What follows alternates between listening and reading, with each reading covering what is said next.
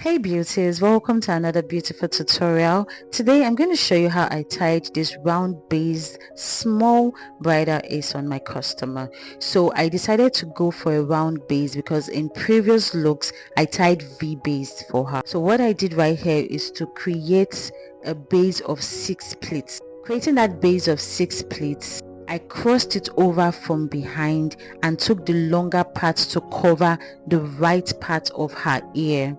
Covering the right part of her ear, I'm creating additional 4 pleats and I'm securing it behind with a pin. Going straight ahead to create the side pleats, I'm creating the pleats from left to right.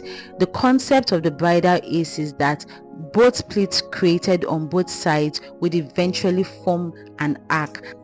When tying this style, you just have to be patient because you have to pick the pleats from left to right, and the size of the pleat you pick on the left should be the size you also pick on the right. So you just have to be patient with yourself while creating this style. Even if the fabric is hard, take your time and create the pleat. That is the beauty of this gele.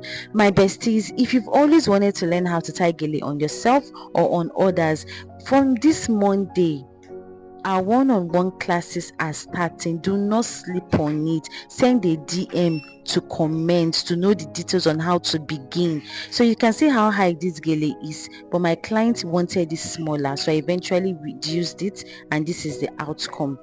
Thank you so much for watching. Until next time, stay blessed.